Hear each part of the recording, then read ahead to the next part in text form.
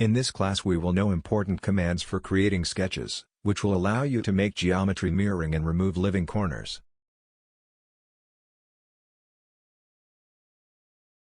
Open the available file and let's get started.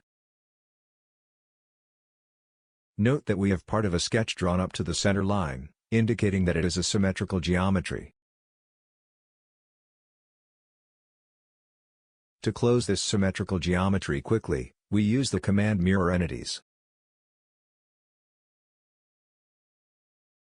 We edit the sketch and activate the command.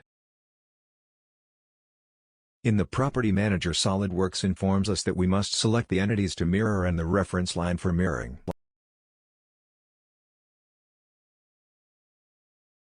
The copy option copies the entities. A quick way to make the selection is to click the mouse outside the graphic area and drag, drawing a box around the entities.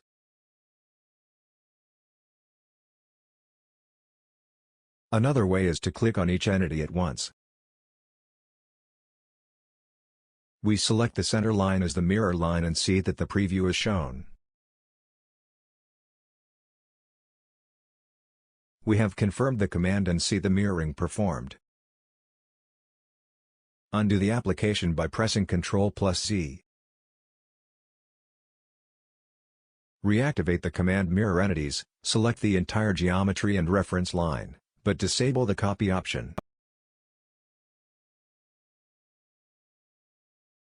We confirm and note that the geometry has been mirrored, but without maintaining the original entities.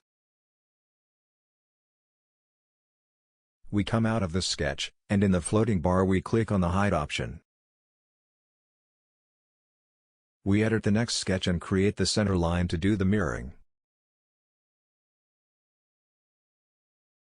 We click on the arrow of the command line and choose center line. From the origin we draw the center line. Center line is important for scaling, note.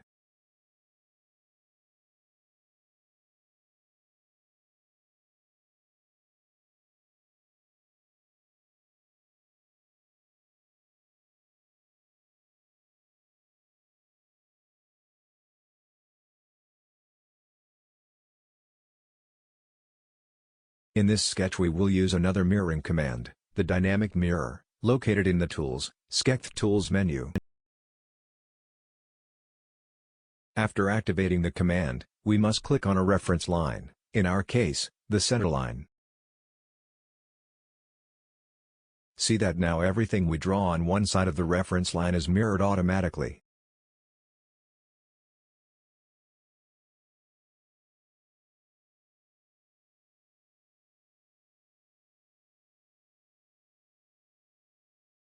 To disable the command, you need to click on it again.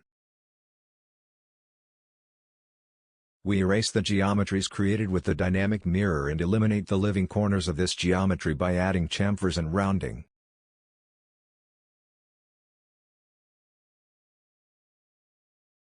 To apply chamfers, we activate the command Sketch Chamfer.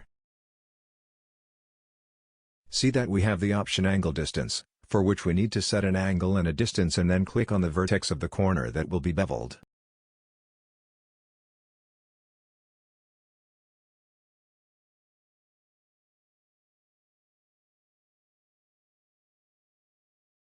With the distance option, we set two values for the chamfer.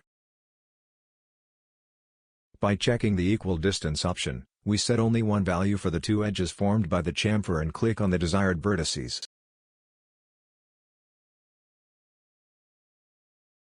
To apply rounding, we activate the Sketch Fillet command.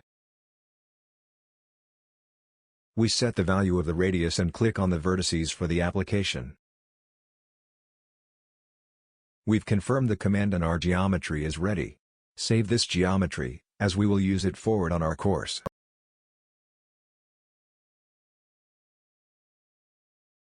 We have seen in this class some important commands for creating sketches, which will be very useful for your everyday modeling in SolidWorks.